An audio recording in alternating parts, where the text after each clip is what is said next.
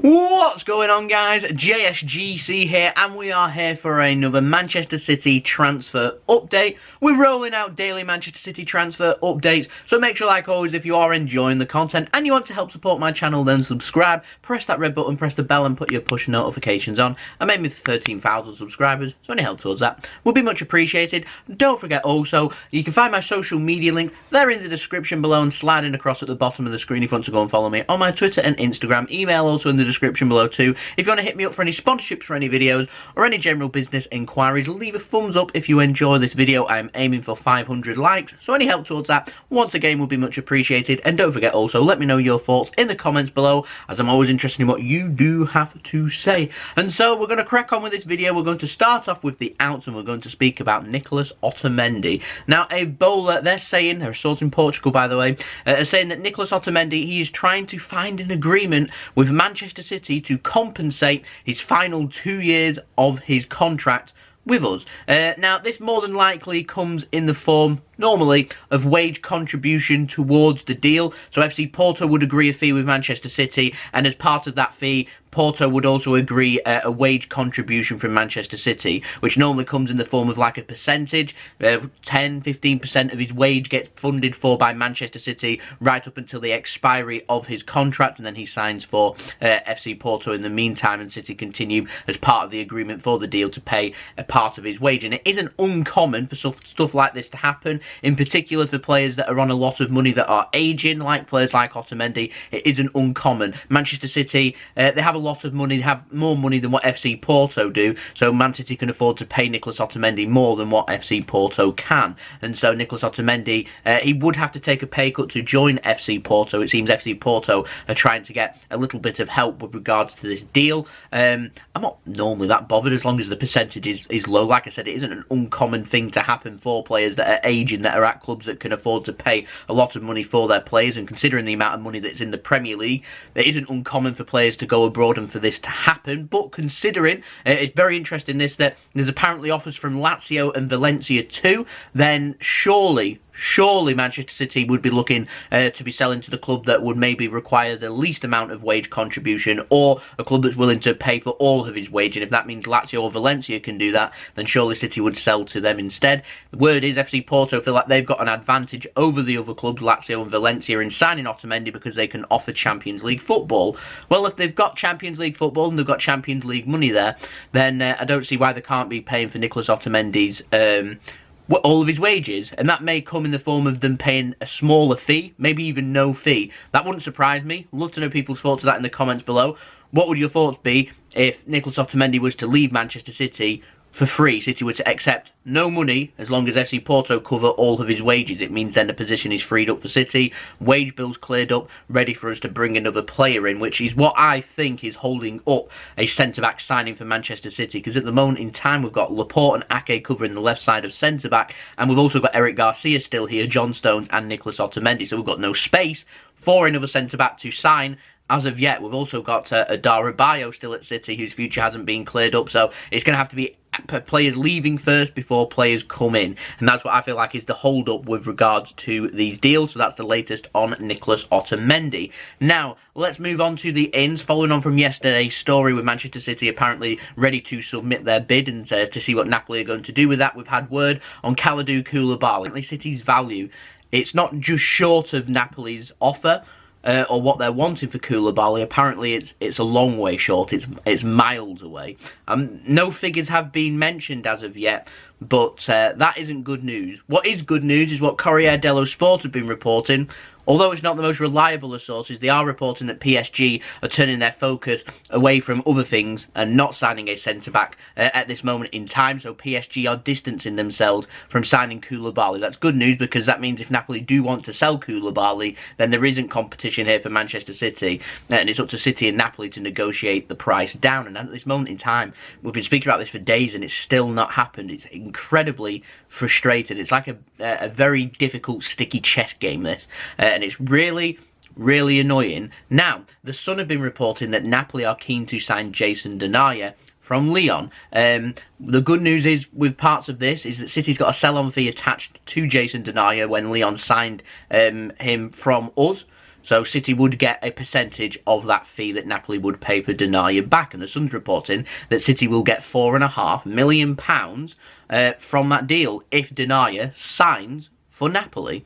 So conveniently, that's an extra £5 million nearly, and that's what City are roughly, apparently short on with Napoli to be able to include in that deal without it costing us any money. The problem is, if City are miles short, and I've heard word that City don't even want to pay £60 million, and Napoli, they're believed to be looking, there's 70 million euros, so we're looking at around £66 million. City are around £10 million short. Now, Napoli want that as an upfront fee, £66 million. City willing to pay less than £60 million. So we're talking probably about £8 to £10 million. That's just on the fee, not even including add-ons. And the problem is that we're not negotiating with Napoli to get this price down. We're doing everything through the agent. The agent's backwards and forwards. And so we're not getting any clarification. And in fact, we're not getting anywhere. We're kind of just getting stuck. The deal has, in my opinion, stalled because we're not getting anywhere. And so, yeah, we've got a development then on top of that in this big chess game where Manchester City are trying to make other things happen, either to try and force the hand of Napoli to sell Koulibaly, or City genuinely are interested in another player. And that comes in the form of what this video is all about, Dayot Upamecano. Now, La Gazzetta Dello Sport, Italian source, not very reliable, have said that Manchester City want to turn their attention to signing Upamecano. Now, the first problem that we've got with this deal is he doesn't have a release clause active in his contract for this summer. That comes next summer. It's believed to be around 50 million euros to sign Dayot Upamecano, but that is next summer. And if City want to sign Upamecano this summer, then Leipzig can demand any amount of money that they want. And so it's going to be very difficult for City to be able to get this deal done, because I wouldn't have thought City would want to pay any more than what his release clause would be next summer, which would be 50 million euros. And Leipzig are well within their right to ask for more. Would City be willing to pay more? We'll wait and see. Now, the problem that we've got with this Upamecano deal, like I said, I feel like this is a chess game. I feel like this is City trying to force their hand to Napoli for Koulibaly. So I think the City are getting linked with other players to try and force Napoli to say, hold on, we need to sell Koulibaly because City will end up signing somebody else so you can have him for less. That's what I feel is happening here. But the other problems that we've got with Dayot Upamecano, firstly, Leipzig would probably want more money than the 50 million euros, which is what he'll be valued at next summer, so City will be ending up paying more. We do have good relations with Leipzig, considering they've just loaned Angelino, but where we're going to move on from there. It's such a difficult deal to get done, this one. I personally would like Upamecano. He's a lot younger than Kalidou Koulibaly. I think he's a fantastic player who could learn and develop under Pep Guardiola. Thing is, if this was next summer, I'd say go for it. 50 million euros, let's make it happen for this summer. It's unlikely is what I would say. But what I will do is keep an eye on this, because at the moment I just feel like it's just been reported in Italy. That's purely based on Koulibaly. But what I'm waiting for is for it to be reported on by other media outlets from other countries, in particular in the UK. And if that does happen, that's when momentum starts to pick up, and then there may genuinely be interest from Manchester City in Upamecano. Now, City would be crazy not to be interested in Upamecano. There's a fine line between genuine interest and wanting to sign a player. And at the moment, we're just in that interested stage. Will it go to that? Man City want to sign Upamecano. I imagine we'll get word of that maybe in another development. I'm hoping that we might get more word of that, and City are taking Upamecano seriously. If that is the case, then I will bring that to you first and fast. But at the moment in time, Kalidou Koulibaly is the player that City are chasing. We're stalling on that, so City may be tempted to go and make a move for Upamecano. We would probably have to pay more than the 50 million euros that Leipzig got in Upamecano's contract from next summer for his release clause. Would you be willing to pay a little bit more for Upamecano is my question to you. Let me know in the comments below. Personally, like I said, I would like Upamecano. If it was a deal that we could get done, I would like it to be done this summer. My next question is, if it can only be done next summer, 50 million euros for his release clause, would you be happy with Manchester City to stick with what they've got? We know we need a top-class centre-back.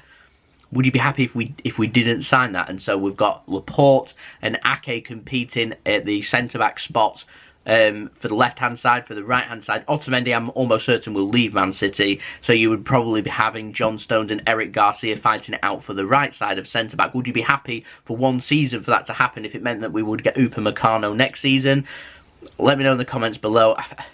It's a risk. That's what I would say. If we can get it done this summer, I'd get it done this summer. My opinion, if it can't be done this summer, I'd probably push hard to try and get Kalidou Koulibaly in, because it's a situation that needs to be sorted this summer. One of the main reasons we struggled a lot last season, other than being clinical, was at the back and not having that replacement for Vincent Kompany.